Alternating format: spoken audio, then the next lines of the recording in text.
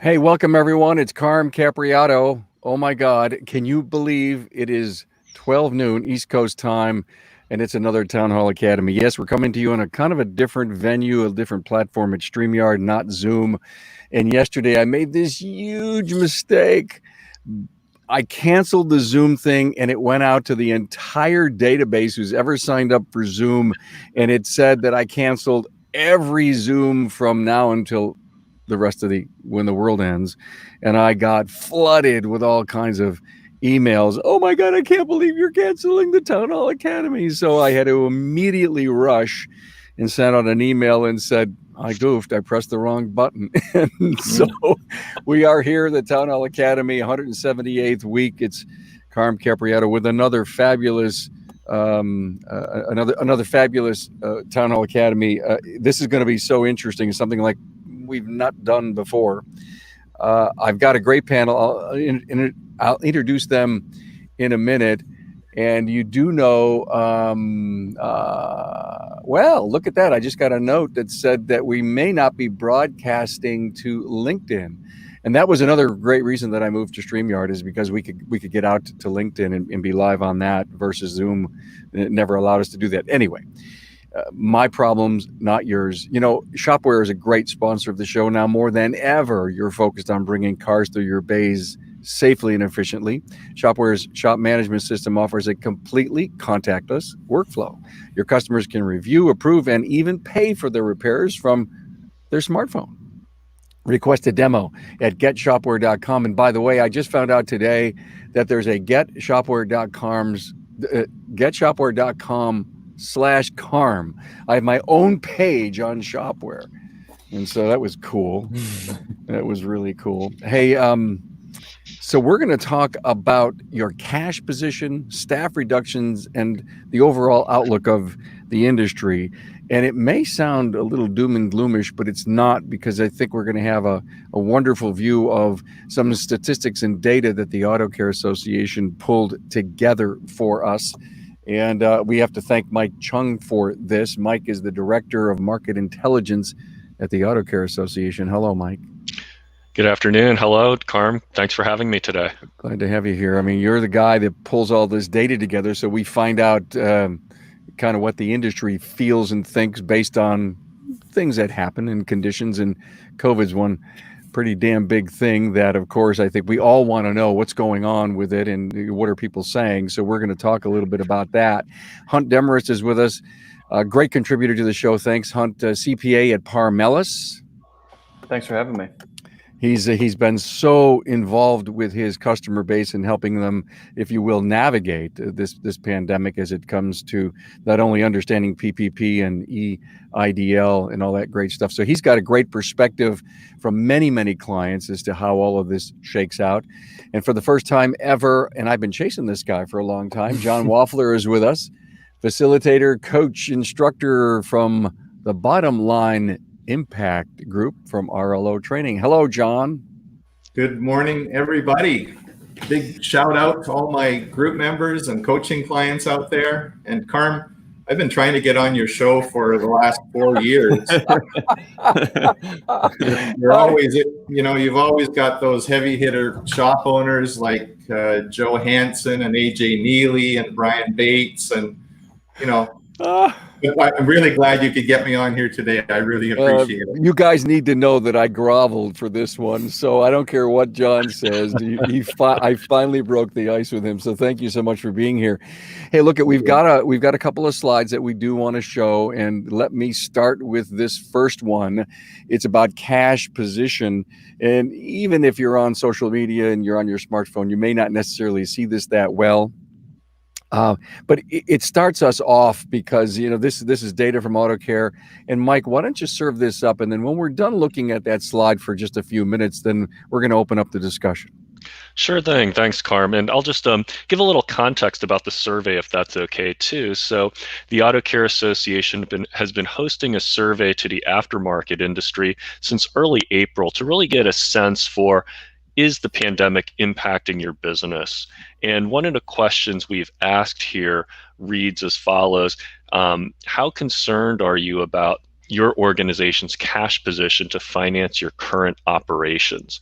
And from early April through just a few days ago, we've had about 220 or so responses to this question. So again, how concerned are you about your organization's cash position to finance your current operations? And what we saw overall was that I guess from April to May/June, we've seen an improvement regarding the concern. And if you see the slide, you'll see in the middle, this is the April segment that has a little bit more than a third of companies being highly concerned. And when I say highly concerned, I'm talking about what we call the top two box. That's the extremely concerned at the far right, which is the bright orange, and then the very concerned next to that, which is the gray. So in April, 36% were saying, I'm highly concerned. But in May and June, we're seeing that number drop a bit down to 16%. So 1 out of 6 in May and June. So I think that's a good point to just open up the discussion. Would you agree, Carm?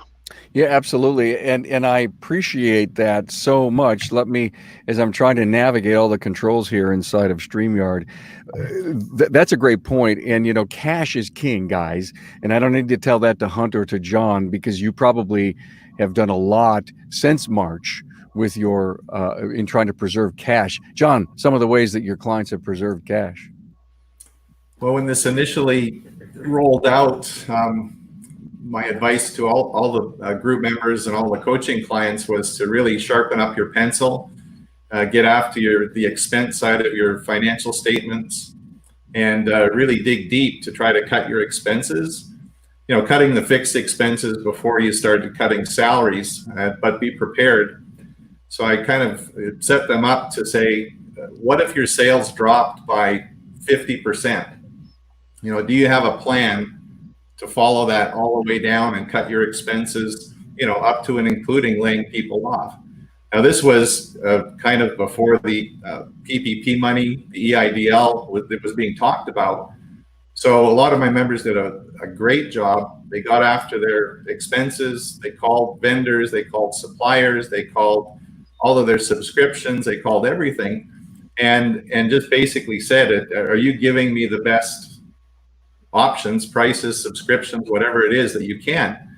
And a lot of them were really surprised that they found things that they'd been paying for a long time because they got complacent, that they were easily able to trim 20-30% off of those expenses and overall reduce their operating expenses. So I think that the premise of the onset of the COVID really helped everybody get sharp and get back on their numbers and be prepared for what was to come next.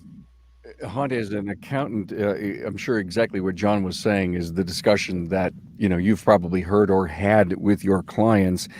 Is this going to continue? I guess the most important thing is that we learn from this thing, and as our economy frees up and we get back to whatever the new normal is going to be, do you think the disciplines are going to continue? I would hope so. I mean, I think that, like John was saying, there was a lot of clients that kind of been coasting along. You know, if your business had been on the upward trend and you'd start to be more and more profitable, what ends up happening is as you become more and more profitable, you're not as hungry as you are before, right? So you're not trying to drive sales as much. You're not maintaining your margins as closely as you were in the past. And some stuff, you know, you start to get a little bit fat on the fixed expenses. But a time like this is just a really good wake-up call to get people back to the numbers, as I've tried to preach to my clients all the time, and I'm sure John does as well, of, hey, we need to look at these numbers. We need to understand our budget. We need to understand where every single cent is going to make sure that we're maximizing our business. And I think that there's going to be a lot of stuff that I've seen for clients where they say, hey, we can do without that, right? Hey, when I don't have a choice, I had to do without it because we just didn't have the money to do so. Maybe there's a different way that we can do this. Maybe there's a cheaper way that we can do this. And maybe that there's, this extra drive to make sure that we're doing the right things. I also think that this was a wake-up call for a lot of people because the shops that weren't panicking through all this were not my extremely profitable shops. It's my shops that had enough money set aside and had a good understanding of their business to say, hey, if I do drop this, will I be okay? Do I have enough cash to burn? If you're making $500,000 a year, but you have $40,000 in cash in your bank account, you're not going to have a good time going through this. Versus on the flip side, if you're making $50,000 a year in profit and you have $500,000 in the bank, you did not miss a minute of sleep. You knew that you were going to be able to get through this. And I think that this was just kind of a really good wake-up call for a lot of people. It's, this is kind of a trial run. We got to stress test in your business. I mean, for a lot of people early on, this was the hardest thing to ever happen to their business. And you really saw if you had enough cash or if you were underfunded. Do you think that some of the PPP or the EIDL and however that's going to shape out based on, moving some of it to a forgive loan or a little long-term loan, is that going to help cash positions? For sure. I mean, I have a number of shops that were asking me, should I even get to PPP because I haven't skipped a beat? And so if you're still maintaining what your sales were before, you've essentially just got 2 months or 2.5 months of free payroll. And so for a lot of people, we saw the PPP account, diminish when they've been spending it, but their operating account and their savings account has been increasing along the way. Go ahead, John. I was just going to say that I was telling you guys earlier that I've had more calls these last few weeks from people that are saying I've got more available cash than I've ever had. I got the PPP money, like you told me to. I signed up for the EIDL money. I got $150,000. I already had $100,000, set aside. What do I do with it all? And it's kind of a cash overflow situation right now for most of the clients that are out there. Not everybody, but if you went into this as Hunt said, healthy, you probably were sleeping well and everything was okay, and you're just watching, planning. But that infusion of cash really helped. You know what I find, Mike, is it's so interesting. Here, the service professional relies on the distribution channel, the manufacturers, the distributors to help us. And the information that Mike brought us about, cash positions, I think is critical because we need to rely on the goods getting to market, the goods getting made. You had a great webinar yesterday. I was on it from AutoCare and, about the outlook. What was your sense of takeaway from that, Mike? Is everybody bullish on what's going to start happening? Yeah, that's a great question. I think there's so many components to it. I think short answer is people are positive. The auto care industry is certainly a reliable, strong pillar of the economy. It's typically not as subject to, say, seasonal fluctuation, and is a little bit more immune, shall we say, to recession-related economic downturns. If we think about construction, if we think about retail, we see seasonality there. But in the aftermarket, it's typically, if anything happens, you might delay some of your maintenance a little bit, right? So in terms of overall, people are certainly optimistic for the long term. Certainly there are questions of, will there be second and subsequent waves? How is that going to perhaps affect a particular region of the United States? But yeah, I appreciate your being able to attend our webinar yesterday, and I'd say overall things are positive, but kind of cautiously optimistic because I think, as Hunt was saying, if you're not managing your organization, your business well, then you really need to. This is a strong wake-up call. And if I can just make two other points, I think one of the things that we were seeing in this particular survey response was, what are the things you're doing if you are concerned? And a lot of the things that Hunt and John mentioned, managing your cash flow, getting your payments, tightening your payments, really just being responsible fiscally. Those are some of the things, applying for governmental loans. And then the other thing that I was thinking about, I think it's escaping me now, unfortunately, but I'll certainly be happy to come back to that as we go on. Do you know what I do, Mike, when I host these? This has been 178th. I use this thing. Everybody always says, Carm, why are you always looking down when the panel is talking? Because I'm writing my thoughts so that I do. Here you go. See, John? See, when you get to my age, you have to write stuff down. I can relate to that, Carm. Yeah, I bet you can, man. Happy birthday! I just found out on Facebook. Yeah, that's a running thing in the groups. Every meeting we have, I have at least one birthday dinner. So officially, I'm 283 facilitator years old right now. Well, had I known, we would have at least maybe had a cupcake here for you, John. Well, Hey, before we go into our next topic, guys, and thank you very much for the great dialogue on cash. Stop spending time chasing your customers everywhere. Shopware's leading shop management system is helping shops like yours generate more profit per ticket with less time on the phone. Break away from your legacy system and implement a completely contactless workflow today. Get started at getshopware.com/Carm. Isn't that cool? Oh man! All right, yeah, you really made it, Carm. I made it. I tell you, I made it. So let's move on to the staff reductions. I'm going to pop up here the survey. In fact, Mike, I'll just put this up and let you talk over it. And I think this is going to be really interesting to talk about. There's a lot of dynamics going on with staffing.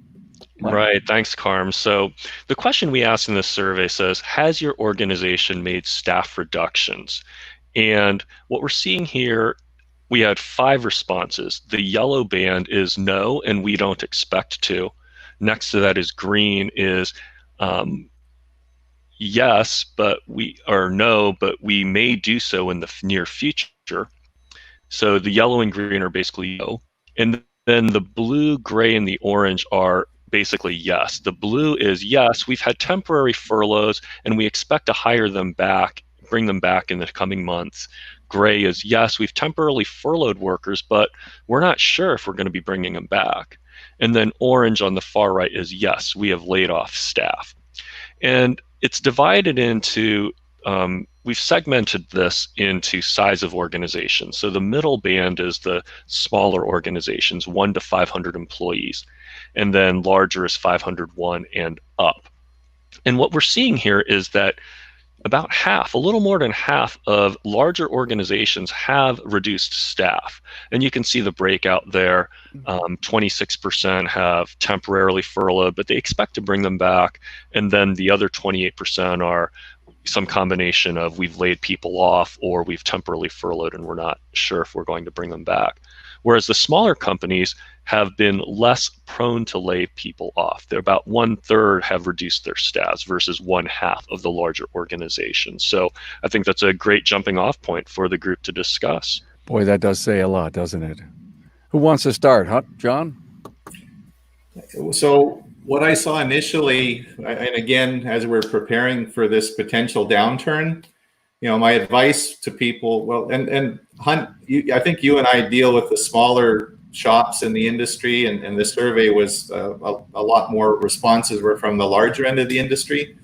So I think our clientele are typically a lot more maneuverable. Small shops, they don't have to call a board meeting; they just make a decision and run with it. So, watching very carefully what was happening, and April and May were either one of those months was probably one of the worst months in recent history for a lot of the shops. But it was a relatively short time period. So even if they didn't have the disaster funding, they were able to, ride it out. Some went to shorter hours, alternating, sending people home, but not very many shops actually laid people off or furloughed them. And if they did, it was a relatively short period of time. And so I did a quick survey yesterday of the group members, and I had about 50 responses. And everybody right now is fully staffed for the most part. Nobody's had people that they've had laid off. A lot of them are looking for people now. And the funny thing that I found is that I anticipated and predicted that with the dealership shutting down and the weaker shops maybe laying people off, that there would be a lot of technicians available to hire when the time came. But I think it's tougher now than it was prior to going into this. People who are not working are either not working because they're comfortable, living on the unemployment, the funding, the unemployment funding that was added, or they're just not quite ready to come back to work. They'd like to enjoy the summer. So I could place a lot of technicians if I had them available in really good shops, but they're just not quite available. So to the point, if there was any layoffs, and as Hunt said earlier, a lot of the shops we have, that we're working with are 5 to 10 employees. And so if you take a key player out of that, you're losing a high percentage of your workforce. And luckily the sales didn't decline so dramatically for so long that they had to lay them off. So most people kept everybody employed, maybe not fully, but it was a short period of time and they got through it. Yeah, I would say that really the biggest thing that we saw was there was a number of shops that maybe would put their C technicians, their lube technicians on furlough, where they just said, hey, we just don't have the work for, to justify that right now. I saw some shops that did put people on furlough that were kind of asking for it, that were like, hey, I have a little bit of some health issues here. My wife doesn't really want me coming into work, whatever it might be. But really, I would say that the biggest, I'm with John. Most of our shops, they said, hey, my core people, I'm not letting go. I will pay them before anything else. Napa can get paid when they get paid. WorldPac can get paid when they get paid. I'm making sure that my team is in place. But I saw a number of shops also looking at this saying, hey, if we do need to start making changes, what is the person that we need to make a change on? And I saw a lot of people saying, hey, you know what, that one technician that we've been kind of, on the fence about getting rid of, why don't we just get rid of them? Why am I going to, eat all this money to pay them to be here when I don't even like them being here and they're not producing anyways? Let's just get rid of them right now. And then, we know business is going to pick back up. Let's look for a better replacement to it. The biggest thing, I think that would have happened a lot more, but when some of these PPP rules initially came out, there was some verbiage in there where it looked like you had to rehire the same person that you let go. I think if they would have known from the get-go that if you let go of someone, you replace them with someone else, doesn't have to be the same person, you're going to be okay. We would have seen a lot more people doing that. I agree. And right now, and it was funny, I think you probably saw it too, Hunt, where the focus became not so much who am I laying off or how many am I going to lay off or if I'm going to lay anybody off, but more what do I need to do to get that PPP money forgiven? Mm-hmm. And I was encouraging people to not count on that, not do something they wouldn't otherwise do from a business perspective, just because that money might be forgiven. And I think most people listened to that. They made the changes they needed to make. And the PP money, they're still going to stay in the guidelines. And of course, the rules were always changing, and they actually got better as far as the time period, the forgiveness period, the percentages of employees that you had to retain, those things. So I think overall, unless something changes dramatically, most people who got the PP money will get it forgiven. But boy, what a bunch of stress trying to figure out those rules, and still stressful because it's coming down to the end of their period. So that's the old, hi, I'm from the government and I'm here to help. Hey, sign me up, right? Sign me up. And I'll just add one point to the stats that I showed. I looked at the data across the different organization types, and while, say, warehousing distributors may have had more layoffs, that bright orange bar, generally speaking, it was about the same rate across organization type, about half of the larger organizations. And as mentioned, there are a fair number of manufacturing organizations, fair number of warehousing distributors. So that may, that's not necessarily the audience we're talking about in this part of the conversation. But yeah, very interesting statistics. And yeah, just wanted to throw that in there. Thank you for that. I appreciate that. Hey, if there's any question for my esteemed panel, you could always type them in Facebook. We can all see them, and if we can find some time during any one of our options here, we'd be more than happy to bring that up, or any great comments or a high five to my panel. We now, as not with Zoom in the past, in this new format, we can see all the great social media comments. Unfortunately, we're not out on LinkedIn today. There was some kind of glitch. Hey guys, that was great. This whole staffing thing. John, was it Hunt mentioned in the beginning about the dealerships losing a lot? Hunt, it was you. Mm-hmm. And I think the dealerships may have an opportunity here versus, the 2008 financial bubble and the crisis. There were an awful lot of paring out of dealerships. Now that's not happening. I think they're down to the level and the size that they want. They may be able to correct themselves a whole lot quicker in getting a share back. And I'm wondering how you guys look at that and what kind of advice you'd be giving to your clients. I mean, I would say that the biggest thing that I saw is that the small independent shops, the kind of shops that I deal with, they were doing everything in their power to maintain their employees. The weird thing about this crisis that we're going through is that there was tons of people out there that had a job for 20 years that said, I will never, ever get laid off. And then the next day they got laid off. One of these things that was a complete shock to, pretty much all types of businesses and all different sizes.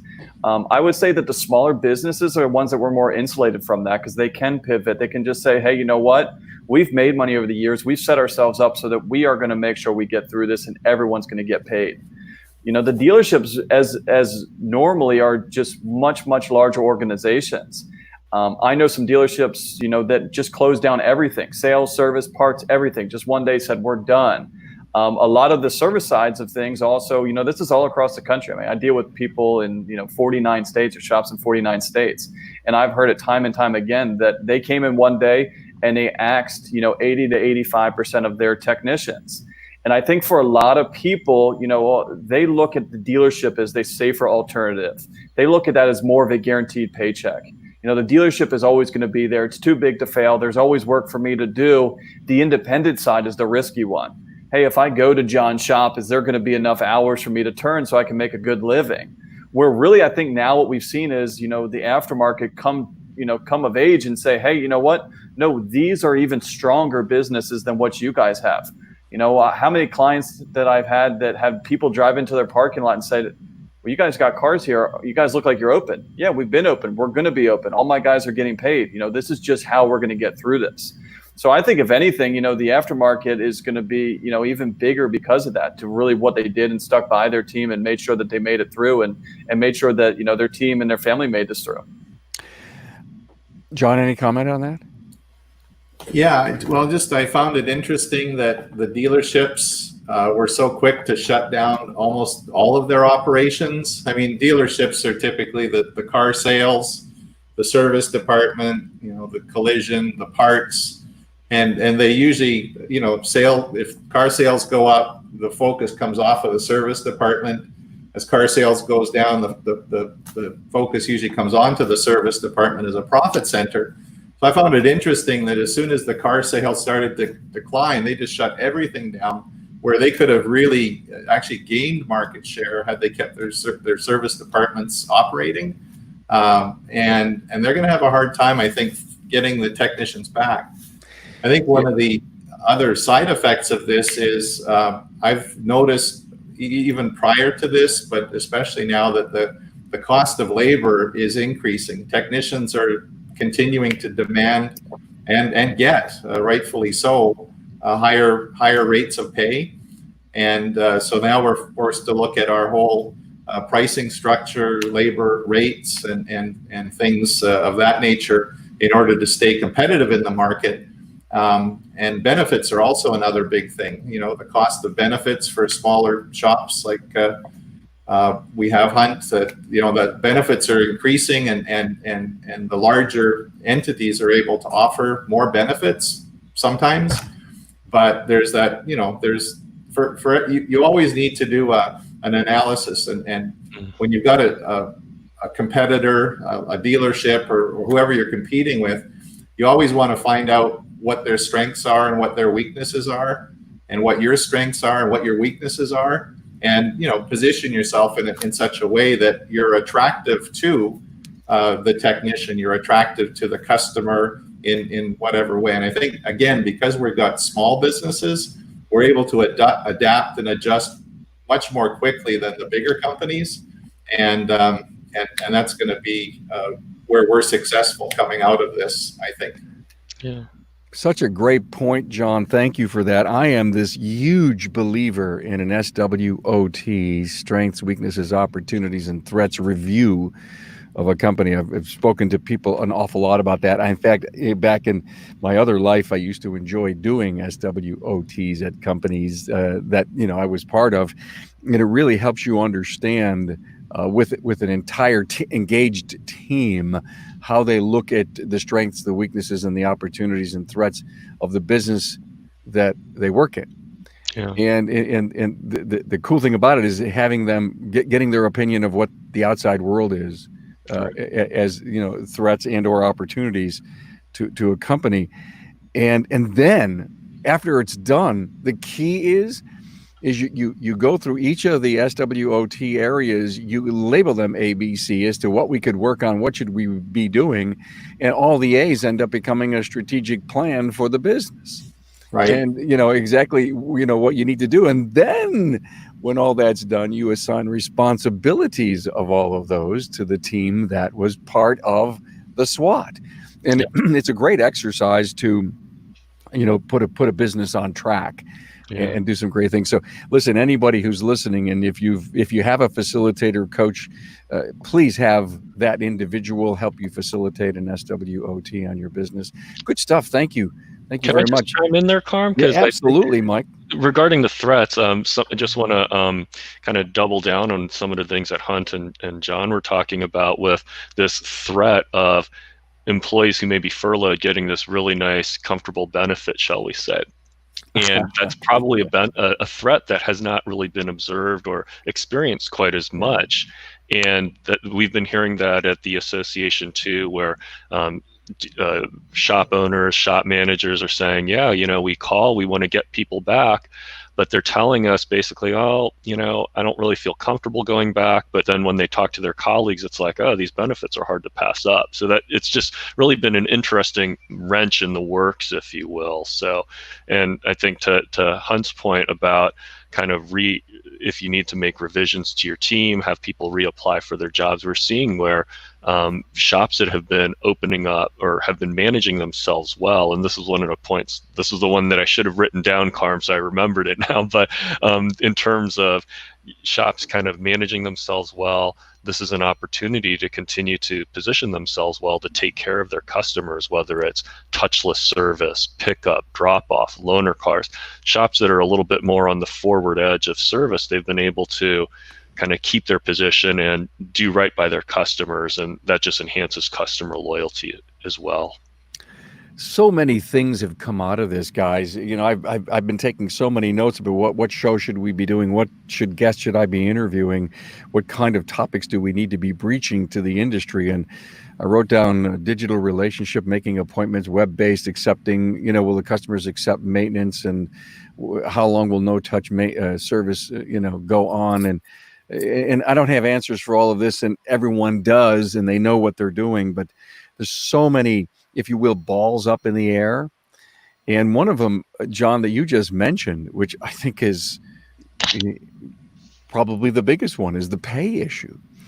And will post-COVID new normal going forward have everything to do with rethinking the pay and the benefit plans and training and accountability and workflow, and just give me a minute of what's going on with your thinking in your clients.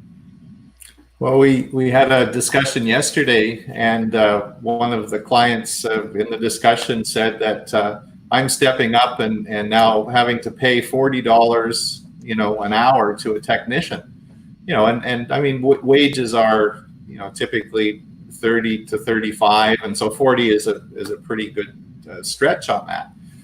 So we thought about that, and then we thought about other things. Somebody brought up or asked the question about a convenience fee for taking credit cards, and somebody else brought up, well, maybe we should be charging for a concierge service, the pickup and delivery that we're doing. Maybe we want to keep that, but maybe we want to promote that as a strength, a benefit.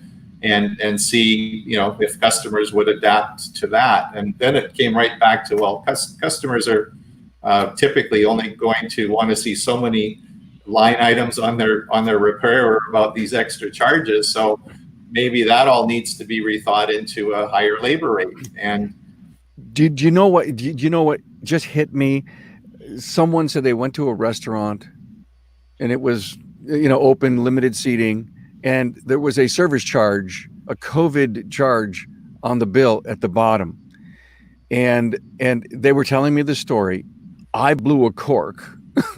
me too. I did too. Even though I wasn't at that restaurant, they told me the story and I said, I would never go back. Right. And only be, and my point is that, see this menu, I remember what it was post-COVID or pre-COVID.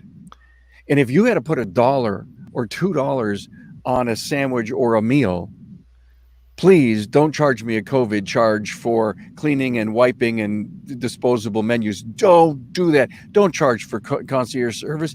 Increase the labor rate and just say, hey, listen, we'll come and pick you up. We'll drop you off. We'll do whatever we have to do, because this is what the new normal is like, exceptional customer service. And that's the big thing. Yeah. I mean, that's something that I think that a lot of shops are able to lean into, is saying, hey, a lot of times the shop owner themselves is the one that's most afraid of making any sort of pricing increases. But realistically, if you look at most of your customers that you're dealing with, they're not coming to you because you're the cheapest guy in town. If they are, then that's your first problem right there. But if you don't have belief in your own value and the pricing that you're giving to someone else, then that's going to be reflective when you deliver that to the customer. And so, this business is hard enough, let alone if you're not making money from it. You need to charge that's a fair amount so that you can be profitable, so that you can be there for the long term, and also charge a fair amount so that you can afford to, get high paying technicians, so that you can afford to pay $40 an hour, because that's really the best way to take care of your customers. Yeah. If you're going to be the cheapest guy in town, you're going to be cutting corners, and it's going to affect the service at some point. And I feel like there's some sort of level of setting and managing expectations, because if you tell me as a customer you're going to charge an extra $2 for all the COVID, at least I'm told, and I can choose whether or not to go there. If I'm told that we're raising our prices on sandwiches or oil changes to account for extra cleaning, disinfection, at least I'm told, and I can shop accordingly and not be surprised.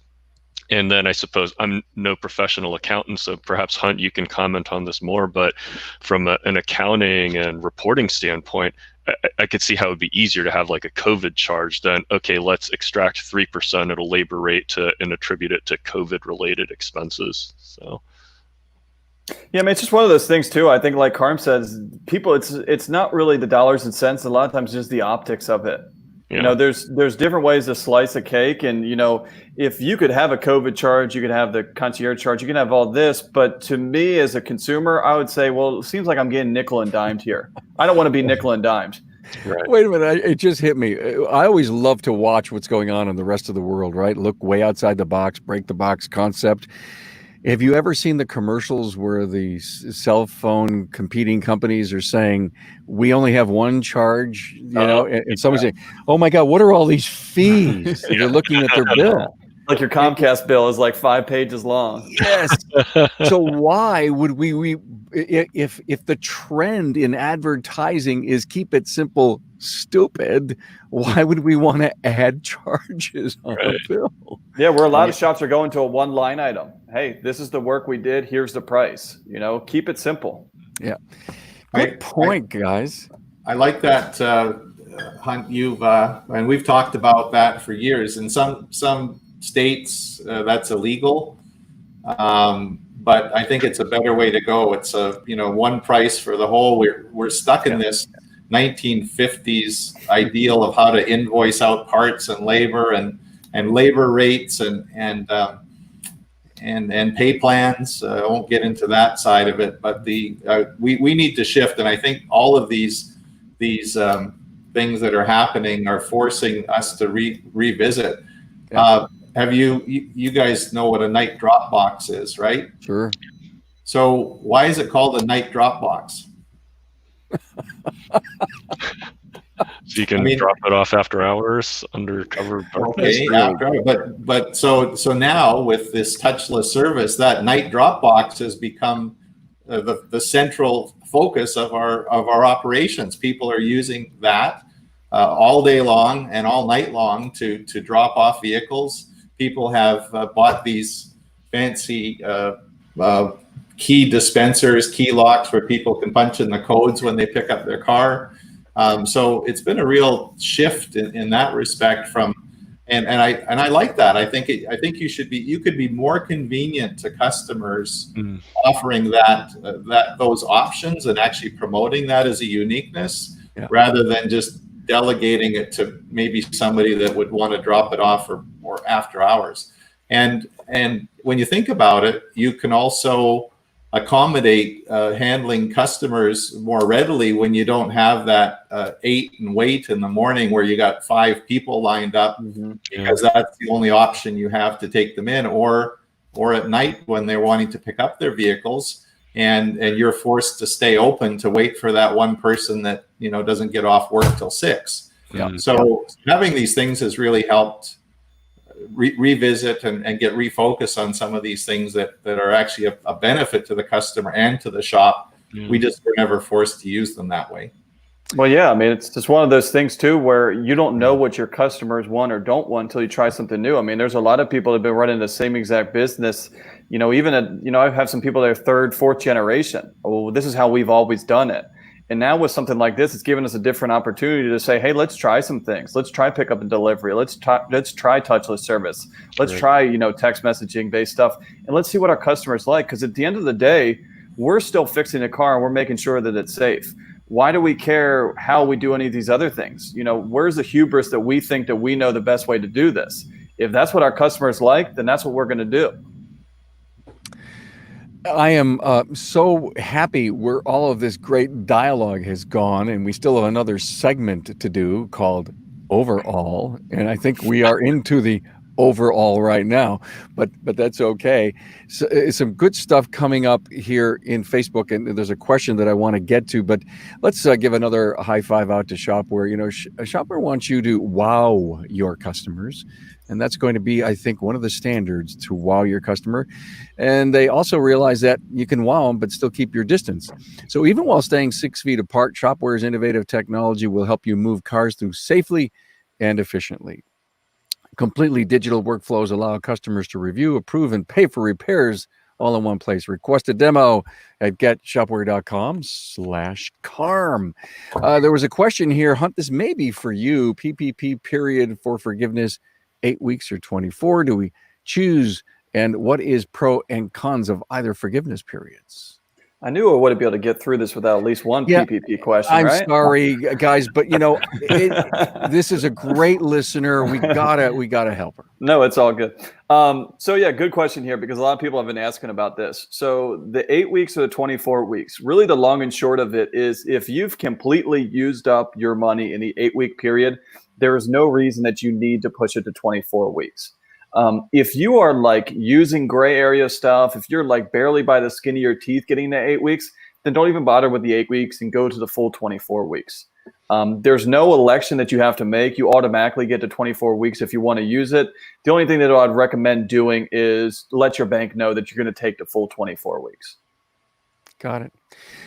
Thank you, Tom Palermo. I think what has happened over the past few months will bring many shops to the realization that we need to charge what we are worth. John, you've been doing this for decades, and now all of a sudden we needed a pandemic for people to start to realize the labor rates need to go up. We need to pay our people more money. We need to have an exceptional customer experience, and on and on and on. And we need to get, we charge what we are worth. So I have a feeling we are in a watershed moment and an opportunity for our industry. In fact, the people that I've talked to, they're on fire. They're busy. They're 2-3 weeks out. They've never had more business, air conditioning, battery stuff. They're moving people into maintenance. They're going on road trips. This, again, if you were running a great business and you were paying attention to your coach, your facilitator, you're on fire. You're probably going to have the best year ever. You're probably going to grow, shop count, add on bays. You're going to do the things that it takes to reward yourself and your people for doing a lot of things right over the years. Proof of concept of everything we should have been doing is happening right now.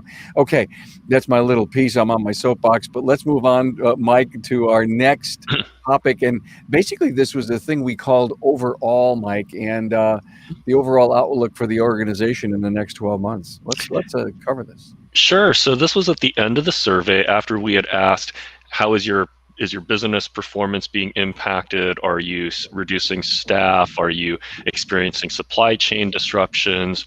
Has demand for your service gone up or down, stayed the same? So at the end, we had this question about what's your overall outlook for your organization for the next 12 months? And it's a 5-point Likert scale from basically extremely negative on the left-hand side, yellow, somewhat negative, green, and then positive on the gray, and then the orange. And what we're seeing is it leans to the negative, the somewhat negative. That green bar is kind of predominates, if you will. But I'd like to call out that while it is slightly more pessimistic overall, 54% in that top bar are somewhat or extremely negative.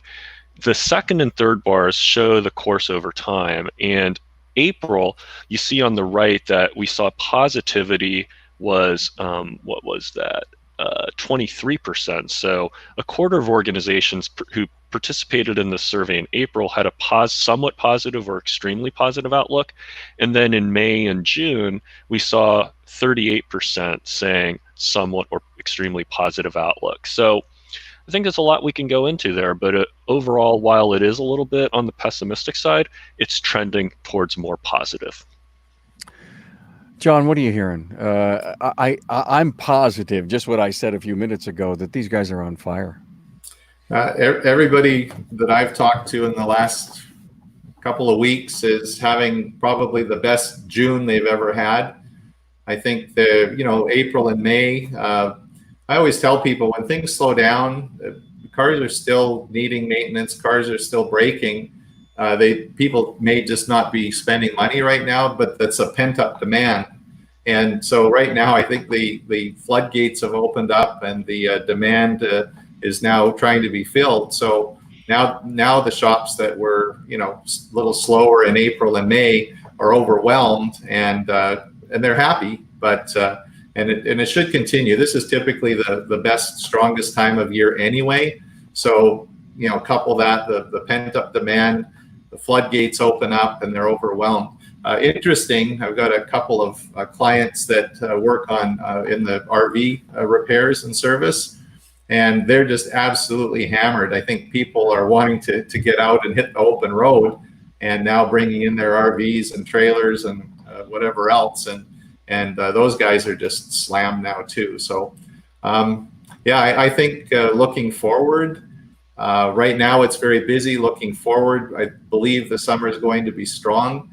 One other thing I heard over the last week or two, up until probably 3-4 weeks ago, I hadn't heard of any COVID direct cases related to any of the shops that I work with, like immediate employees or families of employees. But in the last week, I've heard of several very close encounters of employees, spouses of employees, and the hot spots have flared up that weren't there before. Phoenix is one of them.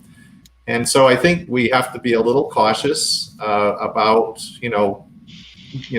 going out and having a parade. You still need to stay diligent. You still need to stay on top of your numbers. You still need to, up your service level game and continue marketing. A lot of people think just because we're busy, we can just stop advertising or promoting. You still need to be out there, and you can gain market share right now because other shops have shut down or continue to run at a lower level. Yeah. And you can gain market share, but you need to be out there, not aggressively price point or discount point, but maybe packaging the services a little different, focusing on the, get out of quarantine and people's need to get out and hit the open road. So the advertising shifting, but you need to stay on it.